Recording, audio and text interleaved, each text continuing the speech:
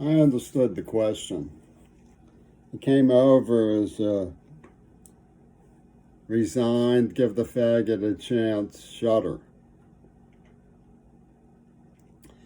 The question on means in English, translated from body language, isn't a mentor supposed to be someone who you follow in their footsteps?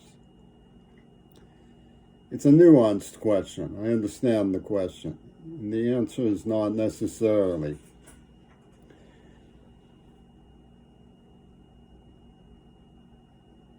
We need, as American statesmen, editorialists, and students, to learn to appreciate nuances, because they're descriptive of our character when we make choices that are founded in information, morality, and spirituality. One of the differences of opinion I have with someone I largely agree with, Ruth Ben-Ghiat, who authored The Strong Men, is she says that all strong men are personality types who the group feels represents them more than legislature or judiciary. In a way, I think that Vladimir Putin represents as an embodiment of the West's misunderstanding of Russia. We're in a similar situation to what Russia was under the punishing aggression of the Wehrmacht of Adolf Hitler, although it hasn't come to open combat. The people trying to destroy America are tuning into our vulnerabilities. We need to know what they're doing, and we need to understand what they're doing. Vladimir Putin, because of people like his mother, there never was, thank God, a Battle of Moscow.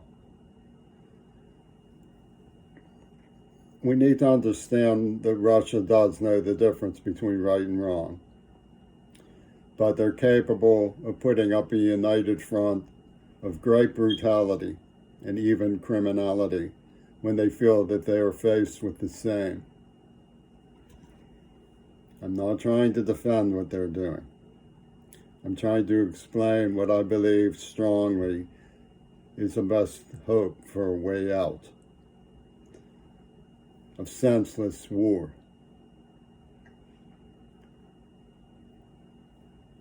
When you look at me, you're asked by the self-anointed Pope Karl to observation a lesson.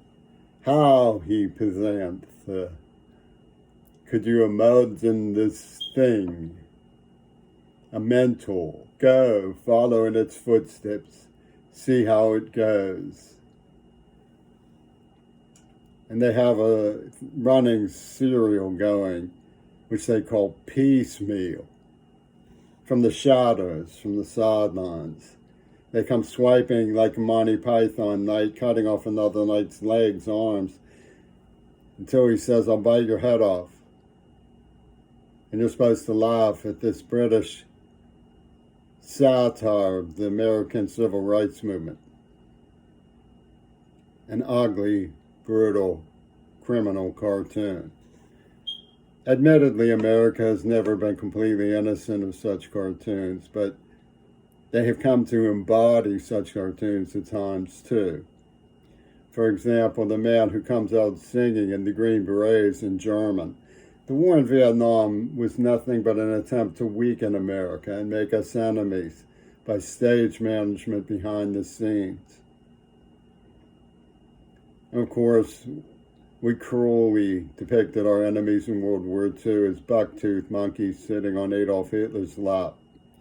But what we're talking about when Trumpy Toon jeers Biden's invalid footsteps, the cartooning by a masked bandit of Franklin Delano Roosevelt as a spineless cripple coiled up in a wheelchair.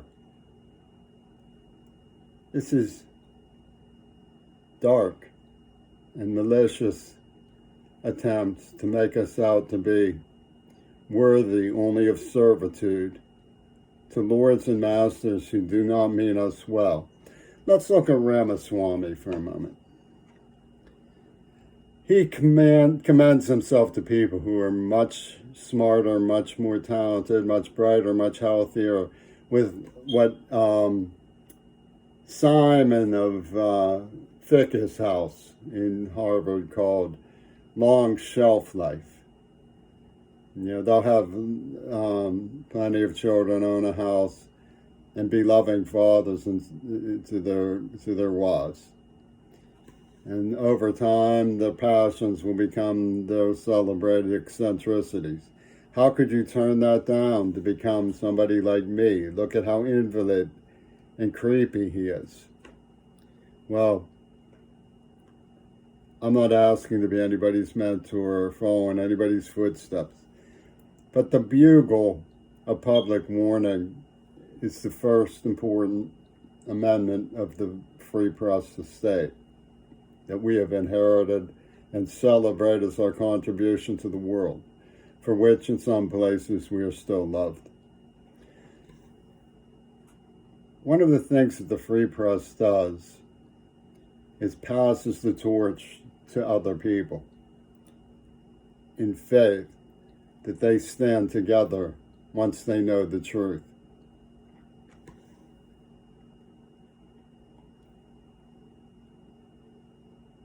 When we look at the piecemeal destruction of the free press, we're told that the better thing is, buddy, don't share that with anybody. Go private, go anonymous, go confidential, go clandestine. And they hoot from the alleys with Pope Carl. Look at the brilliant dude who just had an Uzi go off in his hand. The Frankenstein screwing in the bolts of his own self-destruction. Wattenmaker and Volts in the art gallery. He ate the Attenborough girl, and now he has Parkinson's. Pork some more for us, queerbait. And the other stuff you expect from the sidelines of Howard Stern fans and Joe Rogan in the mercenary encampment of Obama. Go ahead, follow him, they laugh. Go ahead, follow him. And Pope Carl says, show them the truth, queerly. Show them Maximilian Kolbe was the greatest man because he went to the death in the concentration camps, saving the psyches of the Jews. Show them that you're a saint, hero. Die with the afflicted. Die with the afflicted. And this is their catcall from the margins. And it may even be the temperament that we're getting from that temperamental hombre Putin. It might be a synthesis of values between the Russian Orthodox Church and the anti-communists of Reagan. There was a song by Seals and Crofts called Funny Little Man. And the rain comes and the hill doesn't stand, where he tries to build a church. And he's funny. In other words, the forces of Schadenfreude are supposed to be our character. It's like if Panacea could sing, people would be marching to his concerts. The content of the character is subsumed into a larger structure, dominated by more sensitive musicians, capable of a finer liqueur.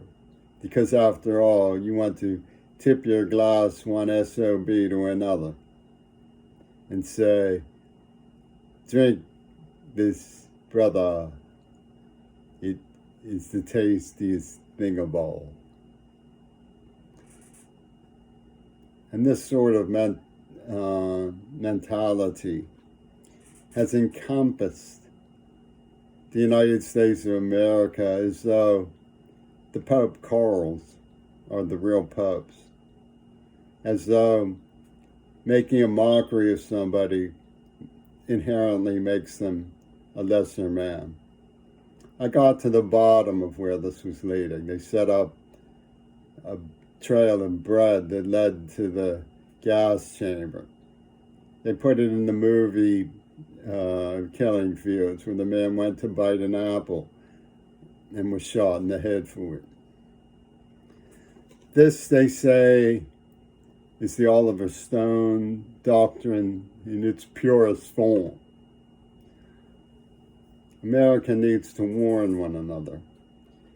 Somehow I get the idea from the question, the resigned, skeptical, somewhat put down method of posing the question.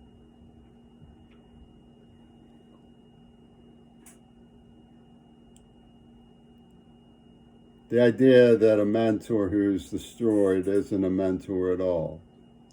Well, you have to understand, I was probably 14 years old where I got Zelig juiced by Woody Allen into an understanding of the morality of defending the Jews. It was a weirdo operation, and I became a weirdo. But I have tried to dispatch what was done so that you wouldn't mistake the idea for internal doctrine of the United States of America. It's a hideous Access Hollywood backstab by corrections and fascism in the armed forces, trying to conscript us into universal military service. Oh, Pope Karl, he sounds so noble, talking about his brother who dove into the water and drowned trying to save someone else. How noble. And he wants to export this to the next man's house and say, prove you love us, go die. Prove you love us, go die. Prove you love us, go die. And anybody who reports it, well, they get piecemealed. So that's the question you're asking me, really. I'll pose it in another form of English, sir. You're asking me, am I, as a person who is testifying, telling you, I don't want you to live a beautiful Ramaswamy life? No. You understand? Do I need to say it again? That's not what I want for you. I want health, happiness, and for you to live happily ever after to the end of your days. That's what I want for you. Do you understand? We're dealing with someone who targeted me because my name is old in America, because I symbolize America, to make a mockery of America. I'm not asking you for anything. I'm explaining what happened. Try to understand. I didn't want to end up in this tragedy. I don't want you to end up in a tragedy either.